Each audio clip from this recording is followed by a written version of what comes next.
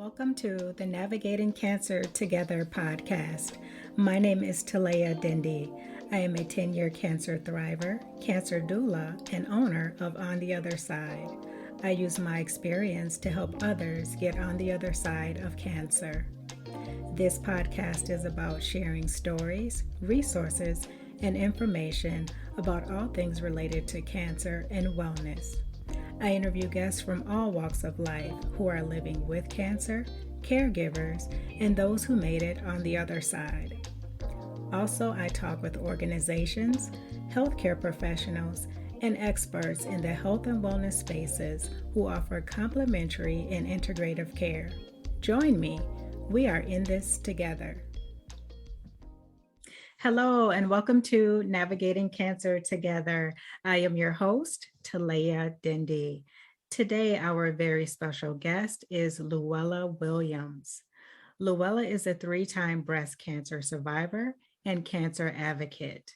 Luella was first diagnosed with breast cancer at the age of 29 and has been preaching the importance of screenings since then.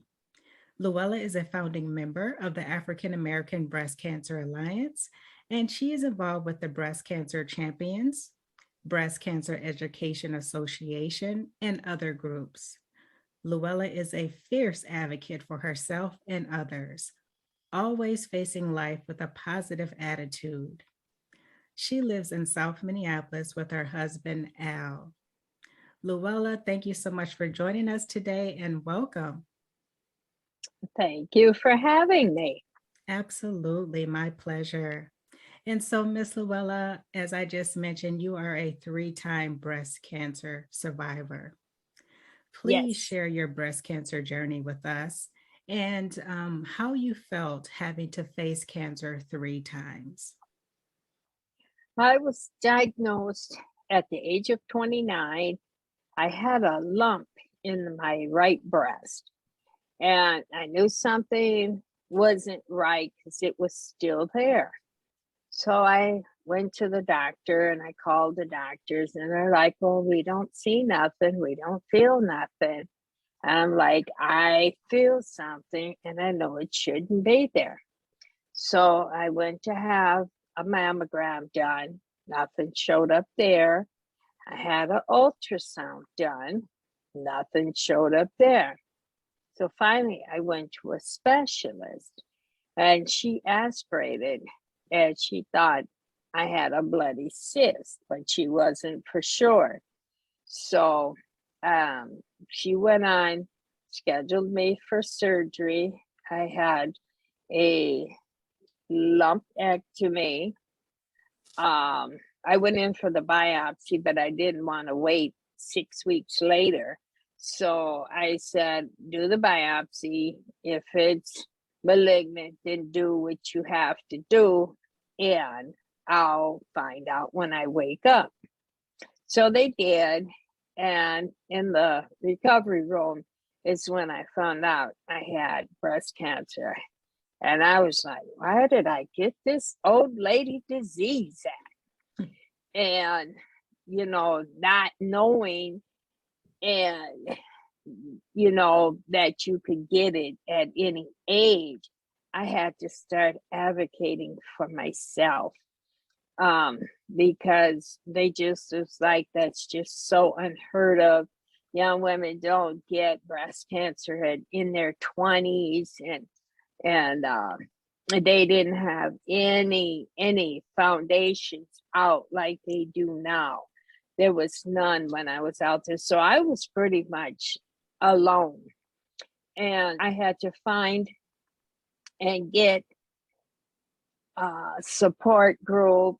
And I went to one, and it was just like they were all having pity parties, and I said no. So I went on and I did my 44 sessions of radiation plus 6 months of chemotherapy. When I went to do my chemotherapy, there was a little old man that was there, and he said, you're in the wrong room. I said, no, I'm not in the wrong room.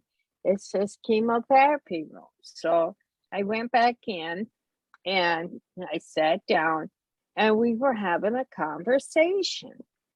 And he said, I'm going to tell you something. He said, you look like a very, very smart, intelligent young lady. He said, don't feel sorry for yourself. Don't have a pity party. There's always somebody worse off than you. He opened his mouth and part of his tongue was cut off due to cancer. He said, and I don't feel sorry for me. So don't you feel sorry. And I have kept that in the back of my mind for the last 34 years because it is very true that don't sit there and feel sorry for yourself because nobody's going to feel sorry for you.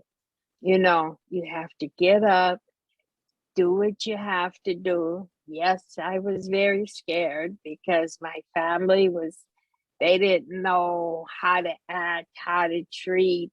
I was asking my mom and her sisters and stuff, did somebody of them have cancer? And they're like, oh, we don't talk about that. That's just not what we discuss. So, I mean, it was very hard to get a history on what they wanted from me.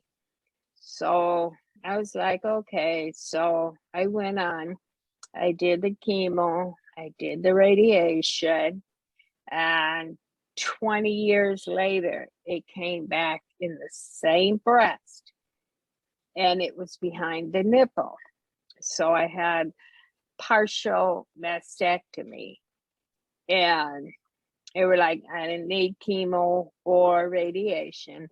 But the third time it came back and it was in the muscle of the breast. So I had a mastectomy.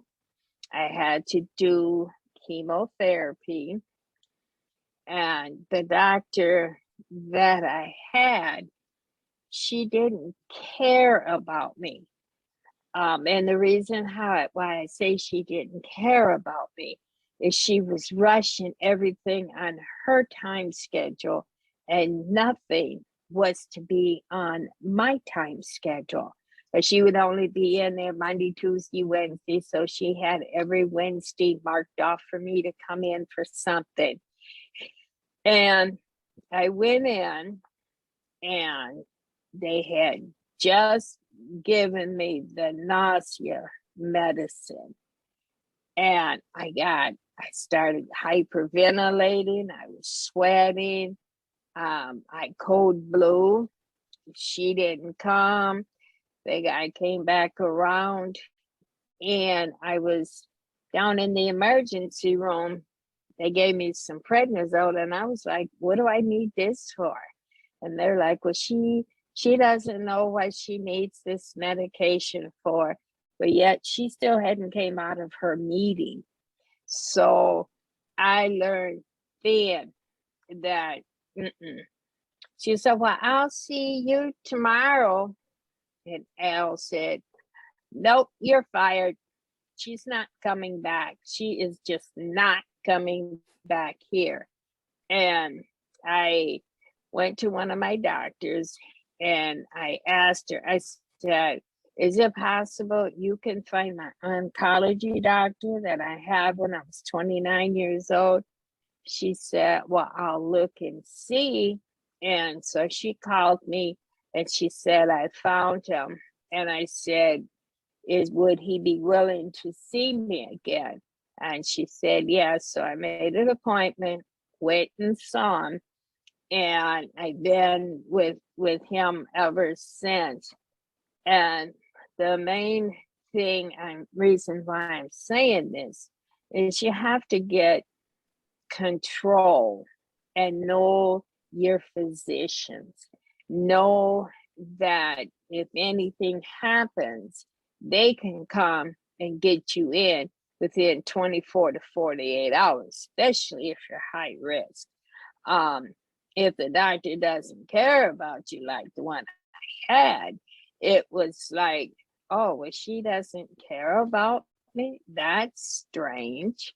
And I go back and look, and they were in the middle of doing um what do you call it, trials on different medications, and she had signed me up, so I was like a guinea pig. And Mhm. I didn't know this until I went and got my records, and I said, I didn't sign up for no guinea pig. So it's like you have to be really cautious on the doctors you deal with. You have to be cautious and make sure you get your medical records so you know what is going on, what's good for you, what's not good for you. And so I did that, and I was like, I told him I don't ever want to see her again. I don't care. I wasn't concerned about the money, but I was more concerned about how she treated people and how she was going to treat somebody else. And so I called her Dr. Kildare. Okay. Wow, what an experience. And thank you for walking us through all of that, Luella, because you made so many great and important points. And that is taking as much control as you can of your health care, getting to know your physicians and your doctors. And then also, not only were you an advocate for yourself, but your husband Al stepped in as your advocate as well. And so all of those are great points. And then finally getting your medical records and understanding what's on those records. So thank you so much for sharing that. My next question for you is, when you were diagnosed, how did you share that information with your children? Hard. It was very hard. Um, I had to understand it myself. Um, it wasn't until they were older that I kind of explained to them, because they were young. They didn't really know. So once they got older, then I found that cancer runs on his side and on my side. So it's like telling them they need to go get their physicals, get their um, bodies checked out, and to be in tune with their body. I tell them men can get breast cancer. No, way down. I said, yes, you have the breast tissue just like I do. Well, I have a chest. I know that. But our boobs come out, yours stays in, but you still have the breast tissue. So men can get breast cancer. Um, I've known a couple of men that has had breast cancer, and they were not ashamed to pull their shirt up and show, yes, I've had breast cancer. I've been through radiation. I've been through chemotherapy. Plus, they had, some other ailments that was going on. But, just for men to recognize that they can get cancer just as well as women can. Mhm. Thank you so much for pointing that out, because that is a huge misconception that, some people still have, unfortunately, is that breast cancer only impacts women, but it does affect men as well. So thank you for pointing that out. I want to shift a little bit, Luella, and talk about the work that you're doing in the community to help educate others about cancer. I've been in the community for a minute now, and I enjoy it. It's work that has to be done. Um, People are just now figuring out that whatever color of skin we all need to come together. We are all women. We need to fight for each other. Been able to get in different communities and getting the women to understand that it's okay to get a mammogram. It's okay. It might pinch a little bit, but pinch for 2 seconds or be dead and 6 feet under. You know, you have options. You can't just say, oh, I don't feel like it today. And there might be something in your breast that you don't even know about or you can't feel. And we have the mammography truck there. And I'm like, well, you're signed up, but I don't have insurance. We have Sage that'll pay for it and get that. And a lot of them, no, I'm just tired. So I took them by the hand. I said, I'm going to tell you a little story. I said, I didn't have none of this when I first was diagnosed. I said, we didn't have mammography trucks. We didn't have programs. I said, you should go and get it done now. I said, don't wait, because then you're going to put it off for another year and you don't know. So she said, well, I'm kind of scared, and my mother always went with me. I said, I'll walk you to the truck and I'll stand right outside the truck and I'll wait for you until you come off the truck. She came off the truck. She said, I am so relieved now. She said, I'm glad you talked to me. You took the time to talk to me, to let me know I have to think about me. I said, that's the key point. You have to take time out for yourself. What a wonderful story. And all the work that you're doing in the community is helping to save so many lives, Luella. And I can speak to the fact that you are doing amazing work, especially in the Twin Cities area. You're well known, and I just want to personally thank you for all of the wonderful work that you're doing, that because you're helping to save lives. That's how important it is. So thank you. Thank you. Absolutely.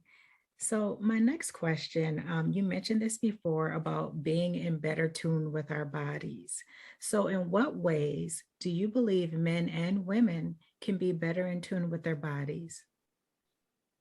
I believe that you should know your body.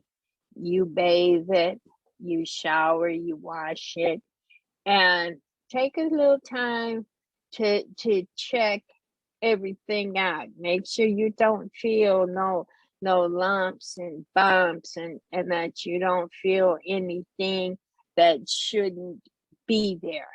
If you find something that should not be there, then you need to be going to the doctor and at least have it checked out. It might not be nothing, and then again, it might be something. But it's important to know your body. You bathe your body, you dress your body. You know, if you have different signs or something that wasn't there yesterday, but I saw it today, and I'll give it a couple of days. And if it's not right, then I know I'm calling my doctor and I'm going in. Wonderful advice. And, like you said, when you're taking your shower, you're bathing or whatever, take a few minutes to just check yourself over. Because you had shared with me before that, just because you checked yesterday and didn't find anything doesn't mean that there can't be anything there today. That's how rapidly things can change. Exactly. And Luella, I want to talk a little bit about some other types of cancer, like cervical cancer, ovarian cancer, and colon cancers. They typically don't have warning signs. And so oftentimes they're caught at later stages. Give us some advice on how people can catch these kinds of cancers earlier. Well, it's called, one thing, know your body. Um, if your stools are not right, um, you need to, get a colonoscopy. Um, it's not the pleasantry thing to do or to have, but at least you know that there's nothing growing up in you.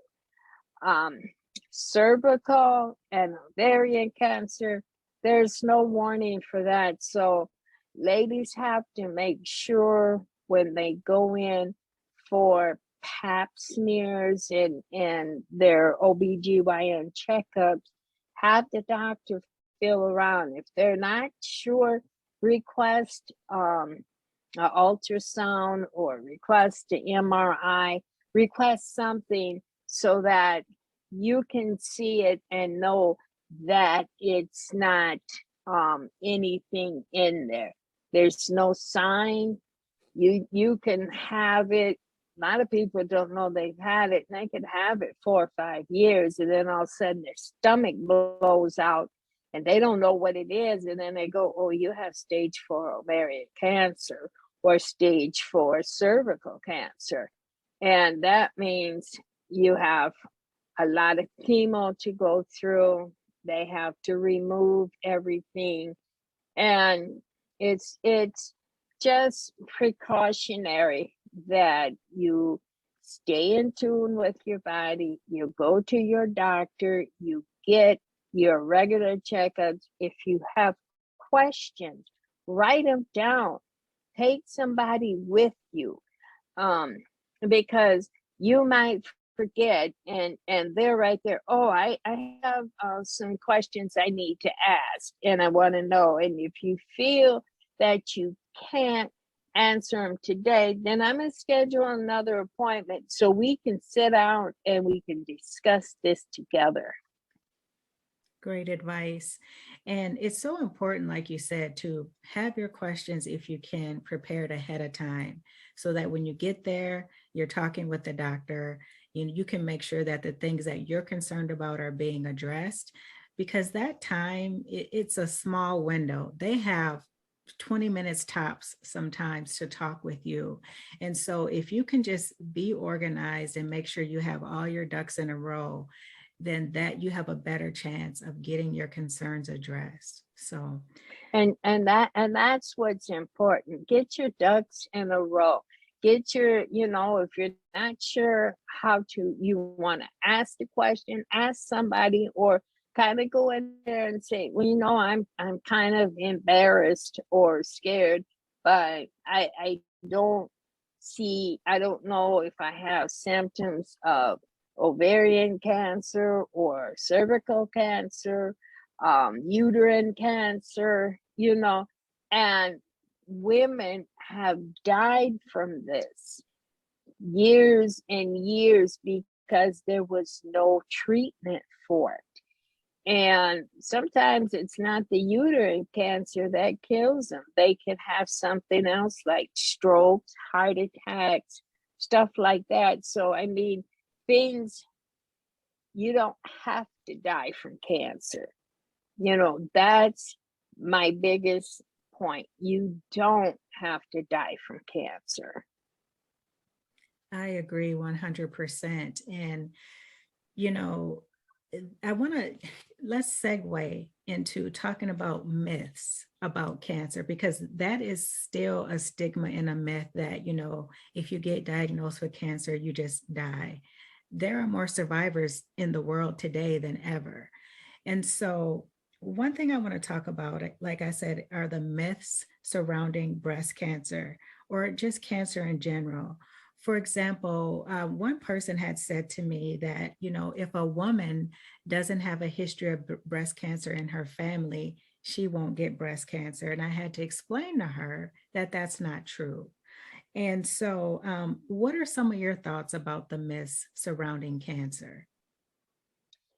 The myth surrounding cancer is that old school, we didn't talk about it. It wasn't a topic we sat at the dinner table and discussed. We couldn't go ask the family, well, did so and so have cancer, or did such and such have, and they're like, why are you being so nosy? Stuff like that. So, now it's very important that they know about the different cancers, and that you don't have to die from them, but you need to get checked out. Some of the myths that I've heard is that you can take that herb stuff, um, that'll cure you. You don't have to do this, but you have to, do some other stuff, and some of that, I'm just I don't know for a fact if it works.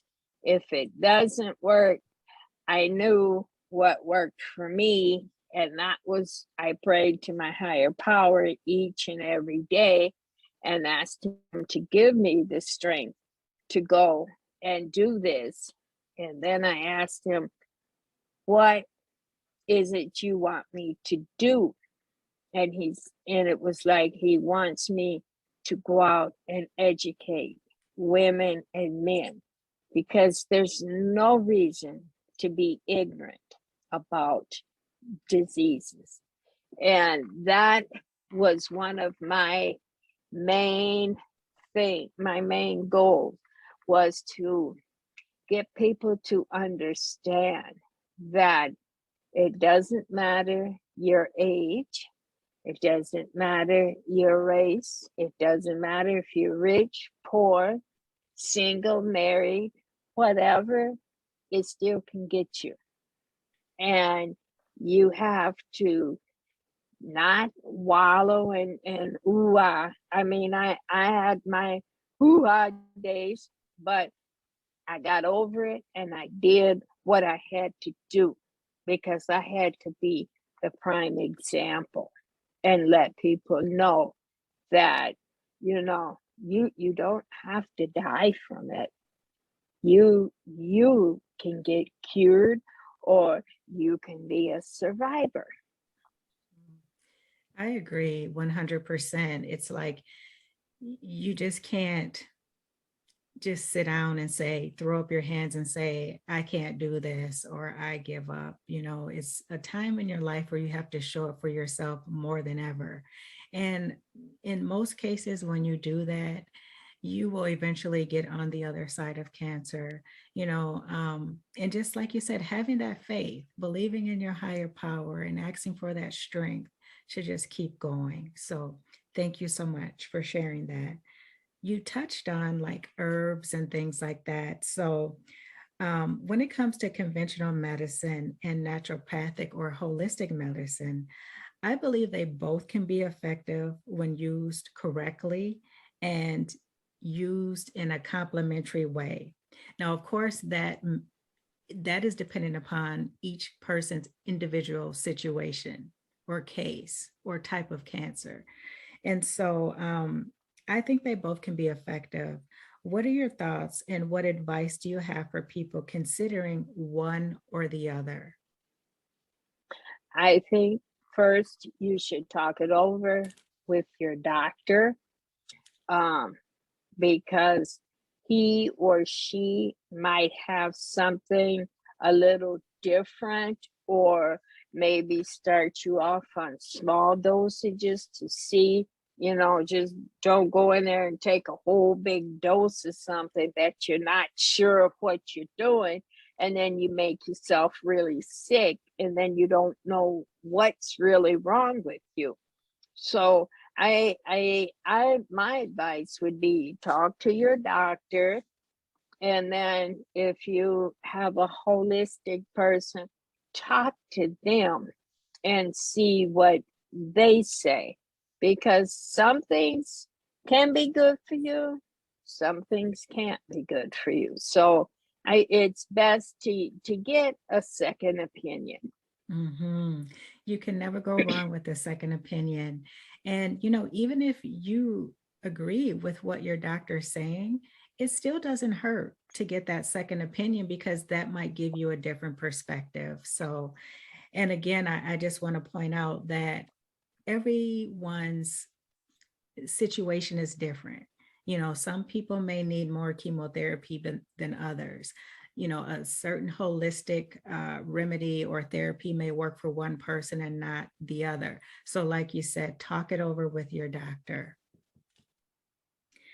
And I want to talk about your advocate, your husband Al.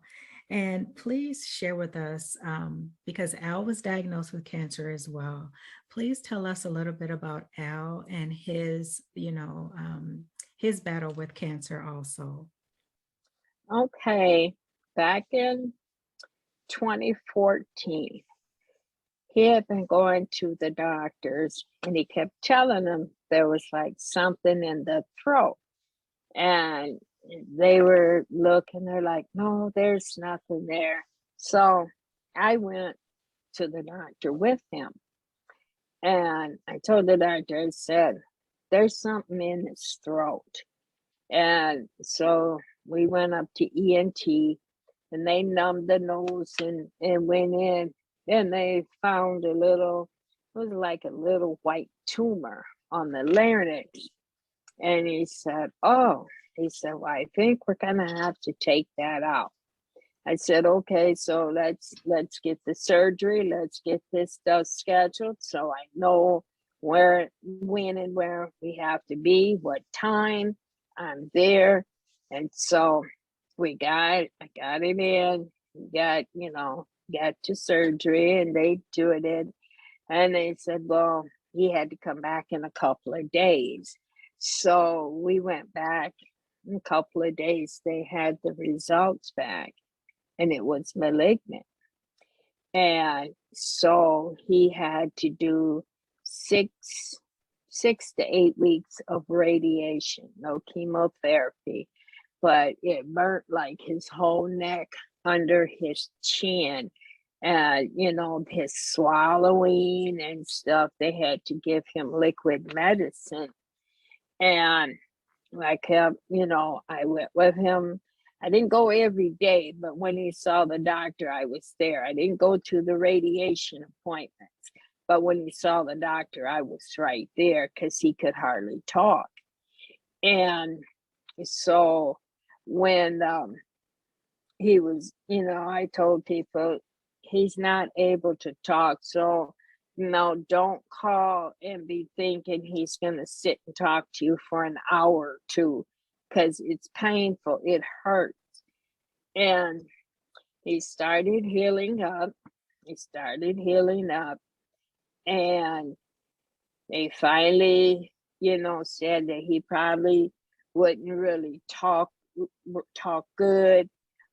Said that he probably wouldn't sing anymore. And he grew up singing, and the three boys, they was singing with him and stuff. And so now he's 8 years in July that he's able to talk, he's able to sing, nothing has grown back. And so being there and being able to advocate because he couldn't talk. And I find that sometimes doctors don't listen because if the patient doesn't know what they're saying or they can't figure out what the patient's trying to say to the doctor, they're like, oh, okay, you're done, and you haven't got your question answered. And so I made sure he would tell me what he wanted me to ask the doctor. So I had the list and they go, oh, you can't come to the doctor by yourself? I said, yeah. I said, oh, but I see every time you come, your wife is with you. I said, that's right. I said, because I'm his mouthpiece, I'm his advocate. Mm-hmm. So I have to make sure he's okay and that you all understand what's going on. I'm quite sure a lot of wives or a lot of husbands have been there for their spouse and did what they had to do because a person couldn't talk or get the sentence out or explain, and they're trying to strain and talk, and it's hurting them more than anything. Mhm. And I just love how you guys, you and Al, took care of each other when you both were, on your cancer journeys and looking out for each other and advocating for each other. So that is critical. That is what people need. Unfortunately, a lot of people, they try to face cancer alone. And what you've shared with us throughout this podcast episode has been a common theme. Have an advocate, ask for help, and you also mentioned resources that are now available that were not available when you were first diagnosed with breast cancer. And so the help is out there, the information is out there. For some people, if you don't know where to start, just reach out to someone like Luella, myself, and there are people that will guide you. So thank you so much, Luella, for sharing all of the great information that you've shared with us today. Is there anything else that you would like to share? One thing, or a couple of things, I would like to share is women, be strong. We have time for the cat, the dog, the pig, the bird, whoever else, and whatever else. We don't take that me time for ourselves. And that's very, very important. You got to have that time to sit down and whoosah, so and you can think and say, okay, now I need to do this, this, and this. And don't skip mammograms, don't skip pap smears, don't skip any that you feel that's not a very good reason to not to go to the doctor, because that's when things happen, and then you want to get all tizzied and flowered up and fly off the handle because, oh my God, I don't know what I'm gonna do, and you get all ecstatic about it, and people, they're gonna look at you like, well, you should have went to the doctor. What is wrong with you? People didn't have insurance. They can give you insurance. They can get you insurance. They can make sure you have the proper things that you need. You don't have to go through life and feeling that, oh, don't nobody care about me. Nobody cares, and there's a lot of people that care. Maybe you just don't see them. Maybe you just can't feel them. But there's people out there that care about you, want the best for you, and want to make sure that you are a healthy person. Men, same thing for you. Don't, when it comes to the prostate, when it comes to colon, when it comes to just having a complete physical, get it done. Women go through giving birth. Men can go through and have colonoscopies and get that and get checked out just like we do. It's not 50-50, 75-25. It's cancer is cancer is cancer, and it affects everybody, anybody, young, old, blind, crippled, and crazy. We all can get it, but we all have to do what we need to do, and that's take care of ourselves. Go. Wow, such wise words from a woman. everybody who has faced cancer 3 times in her life. So she knows what she's talking about, and take her advice into consideration. So thank you so much for that, Luella. And one thing I want to go back and do is I had mentioned the word battle cancer. I don't like to use those kind of words. And so I just want to go back and scratch that off the record. I just rather say facing cancer or on a cancer journey or something like that. So my apologies to the audience out there.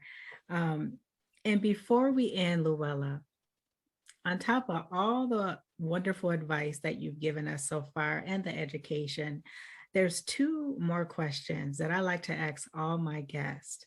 The first question is, what is something that you've learned in life that you would like to share with the audience, if it's something other than what you've already shared? What I've learned in life, what I know today, if I knew 34 years ago, I would have done something different.